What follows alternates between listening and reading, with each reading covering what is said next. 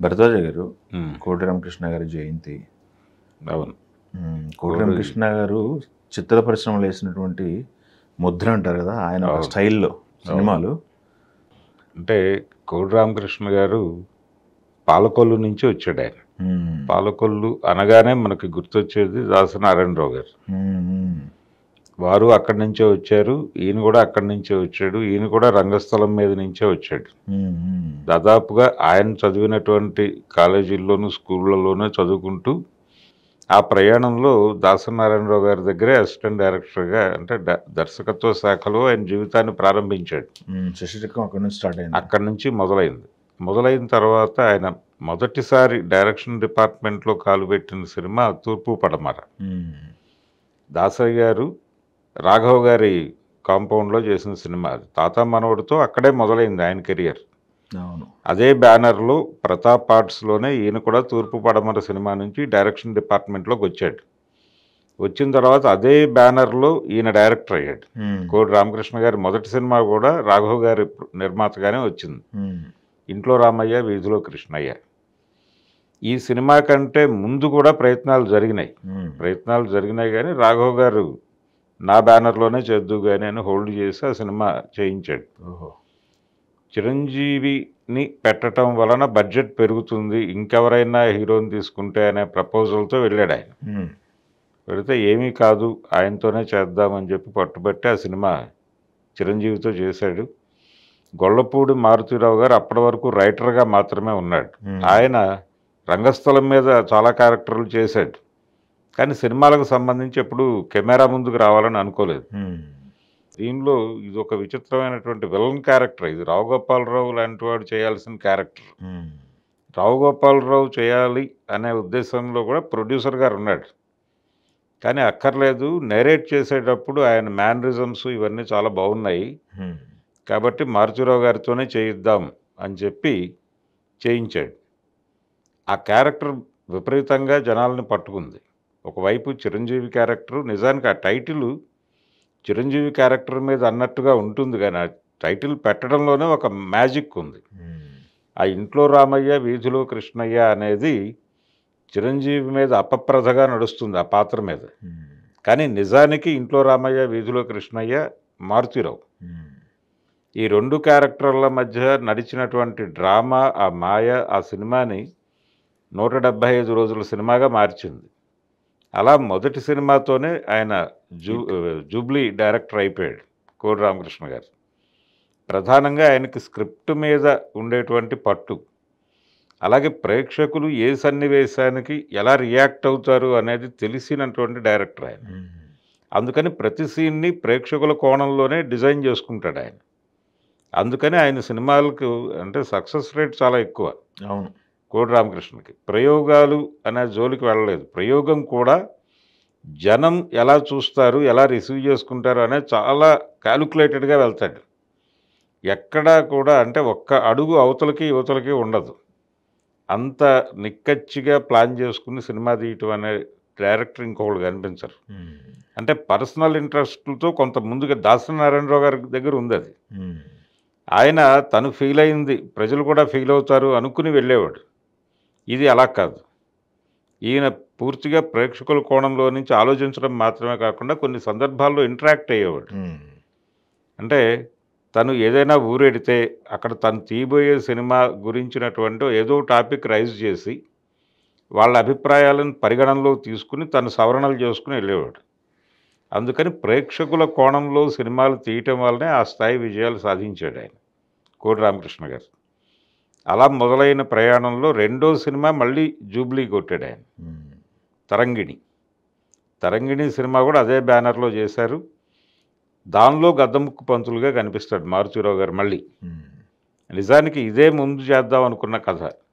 Okay. ముందు చేద్దాం అనుకున్న కథ ఇది కాదు అని చెప్పి హోల్డ్ చేసి చిరంజీవితో చెయ్యాలి అనే ఉద్దేశంతో ఇంట్లో రామయ్య వీధిలో కృష్ణయ్య అనే కథను తీసి ఆ తర్వాత తరంగిణి ఎక్కించారు మ్మ్. సుమన్ హీరోగా. ఇది చాలా పెద్ద విజయం సాధించింది. ఇక అక్కడి నుంచి కోడి రామకృష్ణ గారు వెనక్కి తిరిగి చూడలేదు, అన్ని జానర్స్లోనూ సినిమాలు తీశాడు ఆయన. మ్మ్. గూఢచారి నంబర్ 1 అని చిరంజీవితోనే ఒక స్పై సినిమా చేశాడు, ఏది త్రివిక్రమరావు గారికి. అది పెద్ద హిట్. అలా ప్రతి హీరోకి హిట్ ఇచ్చాడు ఆయన. బాలకృష్ణ గారు కూడా మంచి నందమూరి బాలకృష్ణ గారి కెరియర్లో అంటే ఎన్టీ రామారావు గారితో హిట్లు ఉన్నాయి ఆయనకి. అంటే అన్నదమ్ముల అనుబంధం పెద్ద హిట్టు. ఆ తర్వాత ఆయన ఇంట్రడ్యూస్ అయినటువంటి సినిమా తాతమ్మ కళ హిట్టు. ఆ తర్వాత దానవేరు సూరకర్ణ ఈ సినిమాలు కూడా మంచి విజయాలు సాధించినాయి. అలాగే బ్రహ్మంగారి చరిత్ర కూడా పెద్ద హిట్టే. అయితే తను సోలోగా చేసినటువంటి సినిమాల్లో తడబాటుకి గురయ్యాడు ఆయన కెరియర్ ప్రారంభంలో. ఆ టైంలో మొదటి పెద్ద హిట్ ఇచ్చింది కోటి రామకృష్ణ. అది మంగమ్మ గారి మనవడు. అది రీమేక్ సినిమా, తమిళ నుంచి తీసుకొచ్చారు. భారతీరాజా గారి మన్వాసనై అనే సినిమాని తెలుగులో అడాప్ట్ చేసి భానుమతి గారితో ఆ క్యారెక్టర్ చేయించి అంటే బాలకృష్ణ భానుమతి కాంబినేషన్ ఎలా ఉంటుంది అని జనాల్లో క్యూరియాసిటీతో మొదలై మొత్తానికి ఆ సినిమా చాలా పెద్ద విజయం సాధించింది. అక్కడి నుంచి ఆ బ్యానర్కి ఆయన పర్మనెంట్ డైరెక్టరు, అలాగే బాలకృష్ణ గారు పర్మనెంట్ హీరో భార్గవ ఆర్ట్స్కి, గోపాల్ రెడ్డి గారి సినిమాలు. అలా మొదలైంది. సుడి గోపాల్ రెడ్డి అనేవాళ్ళు ఆయన ఆ రోజుల్లో, ఎస్ గోపాల్ రెడ్డి. అంటే ఆయన ఏ సినిమా ముట్టుకున్నా పెద్ద హిట్ అవుతుంది అని. ఈ ప్రయాణంలోనే ఆయన అదే బ్యానర్లో బాలకృష్ణ గారితో ఒక జానపద సినిమా అనుకుని అది తడబాటుకు గురై అది ఆగిపోయి చివరికి ఆయన చిత్ర పరిశ్రమ నుంచి నిష్క్రమించేటువంటి పరిస్థితి గోపాల్ రెడ్డి గారు. అలా ఒక ఆ ముగింపు బాలేదు, కానీ ప్రారంభం చాలా మంచి ప్రారంభం వాళ్ళది. అంతకుముందు టిఎల్వి ప్రసాద్తో సినిమా తీసున్నాడు ఆయన. కోడి రామకృష్ణ గారితో ఒక్కసారి మొదలైన తర్వాత ఆయనతోనే సినిమాలు తీశాడు. అలాగే బాలకృష్ణ గారే హీరో ఆ బ్యానర్లో. అలా నడిచినటువంటి ఒక అనుబంధం నందమూరి బాలకృష్ణ గారితోనూ, అలాగే చిరంజీవి గారితోనూ. ఆయన స్పీడ్గా సినిమాలు చేశారు కదా, దాదాపు 100 సినిమాల వరకు 100 స్పీడ్గా దగ్గర వచ్చినట్టున్నాయి కదా వచ్చినాయి. అలాగే తెలుగు ప్రేక్షకులకి ఒక రకంగా గతంలో విఠలాచార్య గారు, ఇప్పుడు ఒక జానర్ కాదు ఆయన, ఈ జానరే, అంటే డ్రామా ఓరియంటెడ్ సినిమా మాత్రమే కోడి రామకృష్ణ తీస్తాడు అనే ముద్ర పడే లోపు గూఢచార నంబర్ 1 అని ఒక స్పై సినిమా తీసి అక్కడి నుంచి ఇంకొక డీవియేషన్ తీసుకుని ఇంకొక పల్లెటూరు సినిమా చేసి మాస్ ఎంటర్టైనర్ చేసి దసరా బుల్లోడు లాంటి కథ, కోడి రామకృష్ణ గారు అమ్మోరు లాంటి సినిమాలు ఇవి వెడుతూ ఆయన ఒక్కసారిగా బిగ్ అంటే సినిమాటిక్ థియేటర్కల్ ఎక్స్పీరియన్స్ ఇవ్వాలి ప్రేక్షకుడికి అనేటువంటి ఓరియంటేషన్తో అమ్మోరు లాంటి సినిమా చేశాడు. అది కదా, అది టోటల్గా డిఫరెంట్ సినిమా. అమ్మోరు, దేవుళ్ళు, ఆయన చేయని ప్రయోగం లేదు.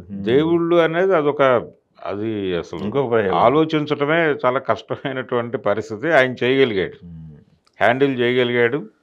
ఆ తర్వాత ఇంకొక అరుంధతి కానీ అరుంధతి అనే సినిమా చేయటం. అలా అంటే ఆయన ప్రొడ్యూసర్లకి విపరీతంగా, ప్రొడ్యూసర్కి ఏదైనా ఒక ఐడియా వస్తే డెఫినెట్గా ఇది కోడి రామకృష్ణతో షేర్ చేసుకుంటే వర్కౌట్ అవుతుంది అనేటువంటి ఒక వాతావరణం కల్పించాడు అందరికీ. శ్యాంప్రసాద్ రెడ్డి గారి మొదటి సినిమా నుంచి ఆయనే కదా డైరెక్టర్, తలంబ్రాల నుంచి మొదలై అంకుశం, రాజశేఖర్కి చాలా పెద్ద విజయం ఇచ్చినటువంటి సినిమా అది ఒక ధోరణి సినిమా. అలాగే భారత్ బంద్ అనేది ఒక ధోరణి, అంటే పొలిటికల్ ఏరియాలోనూ సినిమాలు తీశాడు ఆయన. ఏదైనా చేయగలిగాడు, ఏ సినిమా అయినా హ్యాండిల్ చేశాడు, ప్రతి చోట విజయం సాధించాడు. ఇంకా బతుకున్నది నాకు తెలిసి ఈ పాటికి ఇంకొక 20-30 సినిమాలు చేసేవాడు. అంటే పాన్ ఇండియా స్థాయి సినిమాలు చేయగలిగినటువంటి కెపాసిటీ, ఊహాశక్తి ఉన్నటువంటి దర్శకుడు ఆయన. ఆయన చాలామందికి తెలియని విషయం ఏంటంటే ఆయన ఆర్టిస్ట్ కూడా, ఆయన బొమ్మలు వేస్తాడు. అలాగే ఆయన ప్రారంభంలో, కెరీర్ ప్రారంభంలో అది ఉపాధిగా కూడా మలుచుకుని కొంతకాలం నడిపాడు ఆయన. అలా స్టోరీ బోర్డు వేసుకోవటం, తన సినిమాలో ఏ సన్నివేశం ఎలా ఉండాలి అనేది చాలా పర్ఫెక్ట్ ప్లానింగ్తో వెళ్ళేవాడు. వాకాడ అప్పారావు గారు వీళ్ళు అక్కడి నుంచి రంగస్థలం నుంచి స్నేహితులుగా వచ్చిన వాళ్ళు. అలా ఆయన ప్రభావంతో, అంటే ఆయన ఒత్తిడితో ఈయన 2-3 సినిమాల్లో హీరోగా కనిపించాడు సుహాసిని గారి కాంబినేషన్లో. ఆ తర్వాత కూడా 2-3 సినిమాల్లో ఆయన శోభన్ బాబు గారి సినిమాల్లో అక్కడ ప్రత్యేక పాత్రలో కనిపించాడు, దాసనారాయణరావు గారు లాగానే. కాకపోతే నటుడిగా ఈయన ధోరణి వేరు, అంటే స్టేజ్ పెర్ఫార్మర్. కానీ ఈయన వెండితెర మీద దాసరి గారి లాగా ప్రభావం వేయలేదు, కానీ దర్శకుడిగా ఈయన స్థాయి పెద్దది.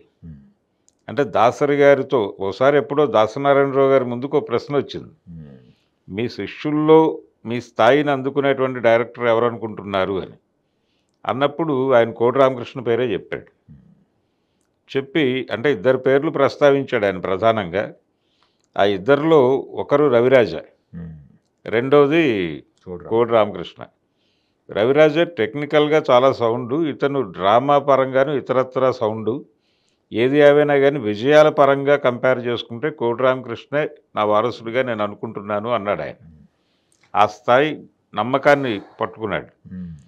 అలాగే దాసరి గారు ఏదైనా పాయింట్ చెప్తే దాన్ని విపరీతంగా డెవలప్ చేసి ఒక 10 యాంగిల్స్లో ఆయనకి ఐడియాస్ ఇచ్చేవాడు ఆయన. కోడి రామకృష్ణ గారితో కలిసి కూర్చుని డిజైన్ చేసిన సినిమానే దేవదాస్ మళ్ళీ పుట్టాడు. నాగేశ్వరరావు గారితో చేసిన సినిమా. బొబ్బిలిపులికి కూడా ఈయన అక్కడే ఉన్నాడు, ఆ కాంపౌండ్లోనే ఉన్నాడు. అందులో ఒక సన్నివేశం అంటే కొంచెం ఇబ్బంది పెట్టిన సీన్ కోర్టు సీన్. ఆ కోర్టు సీను రాయటం కోసం చాలా కష్టపడ్డారు ఆయన. 2 సార్లు వాయిదాలు వేసి తీసిన సీన్ అది. ఆ మేధో మథనంలో ఈయన కంట్రిబ్యూషన్ చాలా ఉంది కోడి రామకృష్ణది. అలా ఇద్దరు డైరెక్టర్లు అంటే రాఘవేంద్రరావు గారు, దాసరి గారు ఎలాగైతే పోటీ పడ్డారో వాళ్ళ దగ్గర నుంచి ఆ కాంపౌండ్ నుంచి వచ్చినటువంటి డైరెక్టర్లు ఇంకొక ఇద్దరు, కోదండరామిరెడ్డి, కోడి రామకృష్ణ గారు. వీళ్ళిద్దరి మధ్య పోటీ. అంటే చిరంజీవి ఎరా మొదలైన తర్వాత ఇద్దరు చిరంజీవితో పెద్ద విజయాలు తీసిన వాళ్ళే. కానీ ఆయన బాలకృష్ణతో కూడా హిట్లు తీశాడు కోదండరామిరెడ్డి గారు. అయితే వీళ్ళిద్దరిలో కంపేర్ చేస్తే మళ్ళీ కోడి రామకృష్ణ గారికే మార్కులు పడతాయి. ఎందుకంటే ఈయనకి స్క్రిప్ట్ దగ్గర నుంచి కథ దగ్గర నుంచి ప్రతి దానిలోనూ పట్టుంది. ఆయనకేమో అంటే రైటర్ దగ్గర నుంచి విన్నటువంటి కథల్ని జడ్జిమెంట్ చేసుకోగలడు. ప్రాపర్గా జడ్జిమెంట్ చేసుకుని ఇలాంటి సవరణలు కావాలని కోరి రాయించుకుని వెళ్తాడు ఆయన. ఈయన ధోరణి అది కాదు. ఈయనే తయారు చేసుకుని వెళ్ళిపోగల సమర్థత ఉంది. అది వాళ్ళిద్దరి మధ్య ఉన్నటువంటి తేడా. దాసరికి రాఘవేంద్రరావు గారికి ఏ తేడా ఉందో మళ్ళీ కోదండరామిరెడ్డి గారికి ఈయనకి కూడా అదే తేడా నడుస్తుంది. అలా తెలుగు సినిమా ఇండస్ట్రీలో పెద్ద డైరెక్టర్లుగా చెప్పుకోవాలి అనుకుంటే అలా ఒక జాబితా ప్రిపేర్ చేస్తే దానిలో తప్పనిసరిగా కోడి రామకృష్ణ గారికి ఒక ప్లేస్ ఉంది. సక్సెస్ ఎక్కువ ఇచ్చిన డైరెక్టరు. అవును, మంచి ఫిలిమ్స్ చేశాడు, చాలా హిట్లు. పైగా భిన్నమైనటువంటి జానర్స్లో చేశాడు. ప్రతి జానర్లోనూ హిట్ కొట్టాడు ఆయన, ఎక్కడా తగ్గలేదు. చివరి వరకు ఆయన మీద ప్రేక్షకులకు అంచనా ఉంది. ఆయన వెళ్ళిపోయే రోజు వరకు బిజీగానే ఉన్నాడు డైరెక్టర్గా. ఎక్కడ అంటే ఆయన చివరి రోజుల్లో తీసిన సినిమానే అది అరుంధతి తర్వాత ఆ బ్యానర్లో సినిమా రాలేదు. అంటే కోడి రామకృష్ణ లాంటి హ్యాండ్ లేకపోవటం. కోడి రామకృష్ణ గారు కాకుండా ఇంకో డైరెక్టర్తో వెళ్ళి మధ్యలో కోడి రామకృష్ణ వైపు టర్న్ అయిన సినిమాలు కూడా అనేకం ఉన్నాయి. ఆయన నిర్మాతలు అనుకున్నవాళ్ళు. శ్యాంప్రసాద్ రెడ్డి గారు కూడా చేశాడు అది. ఇప్పుడు అంజీ సినిమాకి మొదట అనుకున్నటువంటి డైరెక్టర్ వేరే, అతన్ని మార్చి తమిళ డైరెక్టర్ని ఒకరిని పెట్టి తర్వాత అతను తీసేసి ఈయన దగ్గరకు వచ్చారు. అలా కోడి రామకృష్ణ గారు తెలుగు సినిమా పరిశ్రమకు సంబంధించి ఒక రకంగా దాసరి గారిని మించినటువంటి పరిస్థితి కూడా కనిపిస్తుంది. అంటే గురువుని మించిన శిష్యుడనే చెప్పుకోవాలి. Thank you.